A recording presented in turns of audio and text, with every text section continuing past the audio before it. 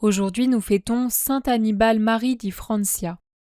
Il est né le 5 juillet 1851 en Sicile, dans une famille profondément chrétienne. Son père, qui est officier de marine, meurt alors qu'Annibale n'est encore qu'un enfant, et cette perte marquera profondément son cœur. Dès son plus jeune âge, Annibale manifeste une grande sensibilité envers les pauvres et une profonde dévotion envers Jésus et la Sainte Vierge. Adolescent, il reçoit une excellente éducation et montre de réelles qualités intellectuelles. Cependant, il comprend progressivement que Dieu l'appelle non à une carrière brillante, mais au sacerdoce.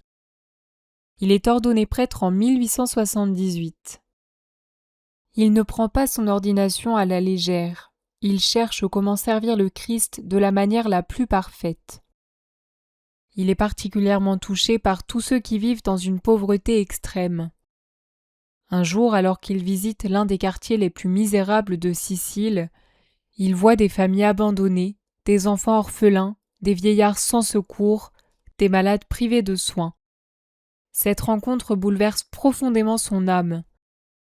Au milieu de toute cette détresse, une parole de l'Évangile s'impose à lui. Priez donc le maître de la moisson d'envoyer des ouvriers à sa moisson. Il comprend alors que le plus grand besoin de l'Église, c'est d'avoir de saints prêtres, des religieux fervents et des apôtres qui annoncent l'Évangile. Cette conviction devient le centre de toute sa vie.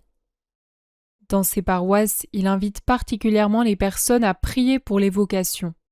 Ça lui tient énormément à cœur. L'autre chose qui lui tient énormément à cœur, c'est aider les pauvres et les orphelins. Et pour cela, il fonde 2 congrégations, les Rogationnistes du Cœur de Jésus et les Filles du Divin Zèle.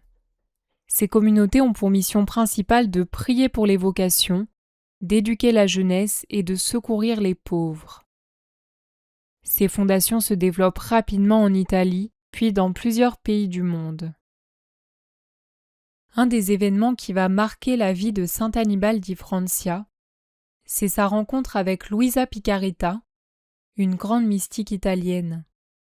Il rencontre Luisa à Corato en 1910 et devient à partir de cette date son confesseur jusqu'à la mort d'Annibale. Et en tant que confesseur de Luisa Picaretta, il exerce auprès d'elle un rôle de confesseur extraordinaire et de guide spirituel. Saint Annibale prend très au sérieux les révélations que reçoit Luisa, et il va beaucoup œuvrer pour que ses écrits soient publiés. Notamment, c'est lui qui publie la première édition des 24 heures de la Passion rédigée par Luisa en 1915.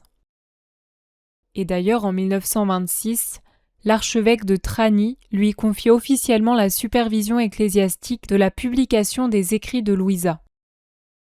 D'ailleurs, Luisa aime particulièrement le père Annibale.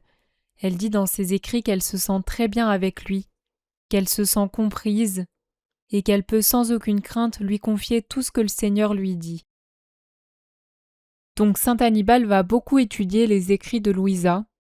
Et d'ailleurs, dans les 24 heures de la Passion, c'est lui qui a écrit avec Luisa les petites réflexions et pratiques qu'on peut voir à la suite de chaque heure de la Passion.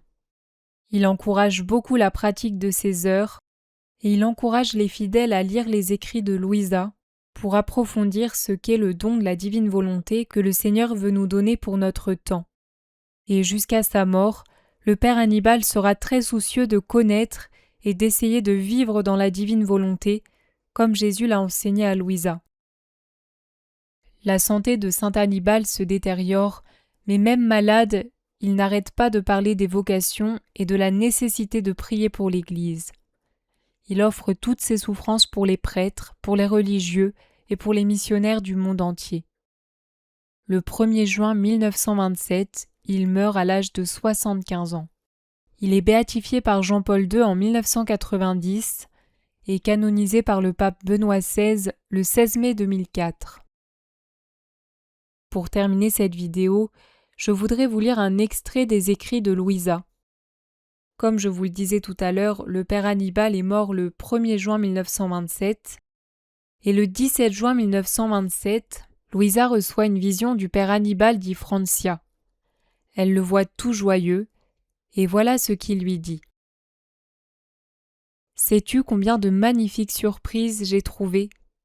Je ne pensais pas qu'il en serait ainsi lorsque j'étais sur terre, même si je pensais avoir bien agi en publiant les heures de la Passion.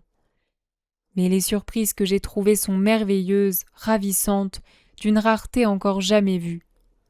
Tous les mots de la Passion de notre Seigneur sont transformés en lumière, toutes plus belles les unes que les autres, toutes entrelacées. Et ces lumières s'intensifient à mesure que les créatures font les heures de la Passion, de sorte que d'autres lumières s'ajoutent aux premières. Mais ce qui m'a le plus étonné, ce sont les quelques commentaires que j'ai publiés concernant la divine volonté. Chaque commentaire est devenu un soleil. Et ces soleils, revêtant de lumière leurs rayons, forment un tel émerveillement de beauté que l'on en demeure ravi, enchanté.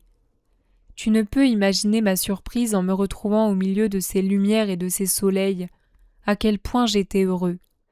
Je remerciais notre Dieu très haut, Jésus, qui m'avait donné l'occasion et la grâce de faire cela. Toi aussi, remercie-le pour moi. Eh bien, saint Annibal en ce jour prie pour nous. Toi qui as tant prié pour les vocations, eh bien, nous te prions de demander à Dieu pour nous des vocations et de saints prêtres. Nous te prions également pour tous ceux qui travaillent pour que les écrits de Luisa Picaretta soient connus, et pour tous ceux qui œuvrent à faire connaître la divine volonté.